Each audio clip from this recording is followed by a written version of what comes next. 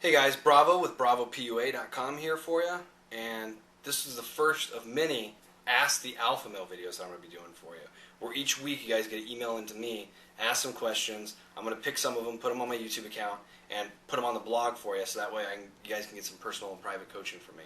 I guess it's not private because it's going on YouTube, but anyways. So first off, for the guys who don't know who I am, my nickname is Bravo, my real name's Steve. I got into this stuff because in 2003, I actually was married. In 2005, I was divorced, and it really sucked. Like, I'm smiling and joking about it now, but it really, really sucked.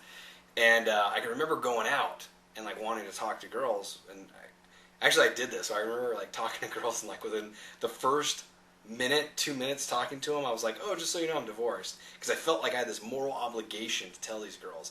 And anyways, it's pretty dumb, and I got past that. But I was really like in a bad place. I felt like damaged goods when I was like first out after the divorce.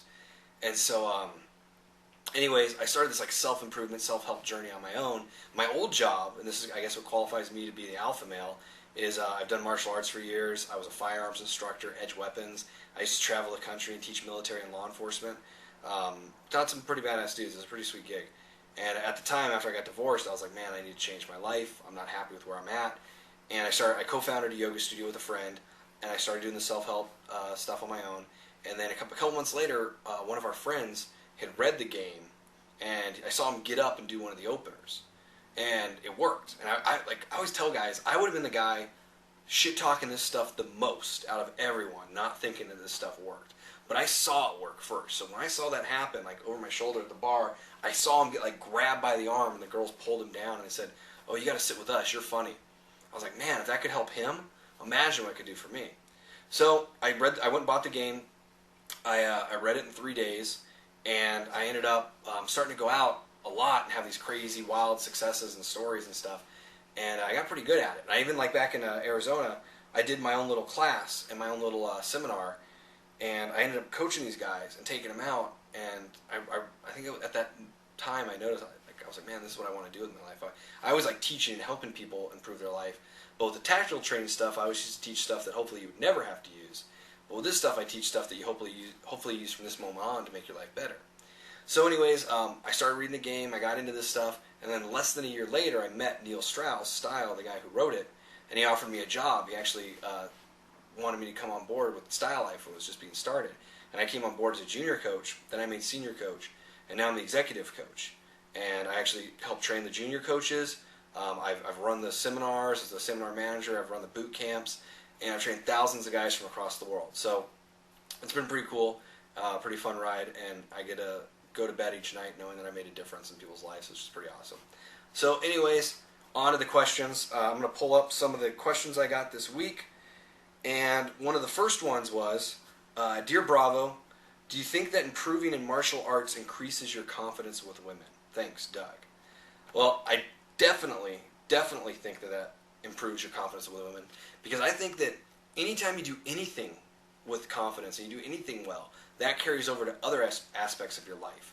So if you can do martial arts, not only does the confidence carry over, but you got to think about what do you learn in the martial arts. You get in good shape, you learn how to defend yourself, you learn how to defend yourself and loved ones.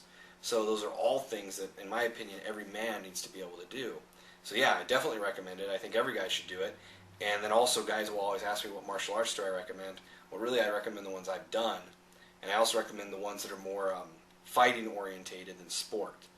Like a lot of the guys who do, well, I will say like Brazilian Jiu-Jitsu, because that's not sport. MMA is a sport, but Brazilian Jiu-Jitsu isn't. Especially the Gracie Jiu-Jitsu version. Jeet Kune Do is good, but I recommend you do that after you have a good base in something else. I love Kali, which is Filipino knife fighting. And I've done some Silat and some other stuff. So any of the martial arts where you're actually training really hard, where you break a sweat, or you can potentially break bones, that's good stuff. Because you have to train at that level, because real life's going to be a lot worse than that. So I recommend training in martial arts that's really basically nasty, that you can get hurt in it. I've broken my nose 3 times. I can't even breathe out on one side. I've broken fingers. I've broken sternum. I've dislocated my ankle in class. I've broke my elbow. So yeah, if you want to get tough, you got to do a hardcore martial art. So I highly recommend it. All right. The next one is, and this was a good question. This is from Extreme Joe. He goes, hey, I have a situation. 2 girls have agreed to go out with me, and both are quite attractive. But One goes to my uni and has the same sort of intelligence as me and the same sense of humor. The other works as a carrier and seems more interested about going out with me in a sexual way. Who should I choose? Why do you have to choose? Why does it have to be one or the other? That's like perfect AFC thinking. That you're like, oh, I gotta pick this girl or this girl. No, you only have to pick one girl when you're like settling down and you're like in a loving, committed relationship. That's when you have to pick one girl. But if you're just going on some dates, you're just playing the field. That's what normal people do. It doesn't have to be one or the other. So if it was me, I'd go out with both of them. I'd go on dates with both of them. I'd see who I clicked with better, and then make the choice of who I want to date. But only then. So limited thinking, you need to go out for both of them. It's probably not going to work out with either one of them, so it doesn't really matter anyways. It's all just practice and stuff when you're getting into this. Mr. Memphis says, how the fuck are you? Seriously, whatever time you're going to dedicate to this question, go meditate, grab a beer, something, and smile, damn it. See, everyone thinks I'm like this really mean guy, because like Bravo, I guess like my pictures and stuff, everyone thinks I'm like or I guess my background, but everyone thinks I'm like a dick. I'm actually a really easygoing, nice guy. So I actually smile, and I drink beer, and I do something happy every day anyways. So I appreciate you looking out for me, but I got it. So I actually wasted my time on that question anyways, I guess. All right, the next one. I'm seeing a few really great hot girls, but I'm not sleeping with any of them. And while they text me all the time, only one is at the point where she wants a relationship. This must be a common roadblock, right? First it was terrifying just to approach, but I'm long past that. Then it's hard to get numbers that aren't flakes, and I'm past that. Now I'm at the level where I'm having trouble turning a string of dates into something more. I need to make the next breakthrough. What do you recommend? B. So with that one, I recommend, you got to pull the trigger with these girls. If you're going out with them and going on dates, what's the whole point of going on dates with girls? You're not doing that just for fun or just to make friends. You're going out so you can have some sex, right? So you got to start pulling the trigger, and you got to remember what you got into this for. So if you're going out with all these girls and you're not having sex with her, you're treating her just like a girlfriend, that's not good pickup. And with me, if I'm going out on dates with girls, I'm not going out with multiple dates with girls to have sex with them. If I'm not usually fooling around with them on the first, second, third date, there's not a big spark there, then there's no passion. I'm moving on to the next one. So what you need to do is, first off, only do this with girls, go out on dates with girls that you want to have sex with, not just girls that are cute or whatever, but actually girls that you're strongly sexually attracted to. And then remember that you got into this for this reason and pull the trigger. Lastly, I think a lot of guys freeze at these certain moments where they get a girl's phone number and they don't call her. Because then they think, oh, I got this girl's number, I call her, she might flake on me, then I don't have a date, then I feel like I failed. So what happens is there's guys who go through these progressions. Well, I'll go and approach, but I won't ask for the number. Because I just want to work on openers right now and approaching. And they do that and they feel like, oh, I won, I got a good successful approach under my belt. That's good, that's all I needed. But that doesn't count. That's not what we're in this for. We're in this to get girls. So then you go and approach and get a number, but then you don't call because you're scared of the girl rejecting you, you're not getting a date, and you want to feel like you ended or won, or you ended on a high. So then guys will go on dates, but they won't pull the trigger because they don't want to get rejected. So same thing.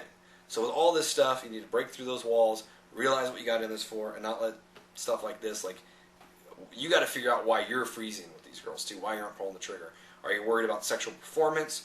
Are you worried you're not going to be able to satisfy her? Are you worried you're not going to know what you're doing? Just like everything else, approaching, number, closing, dates, you got to practice sex too. So start practicing.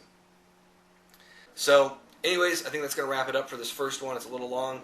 Hope you guys liked it. I'd love feedback. Let me know what you guys think. And if you guys want to ask me any questions for next week, just email me bravopua@gmail.com. And in the subject, put Ask the Alpha Male. And I'll respond to as many as I can. All right? Take care, guys.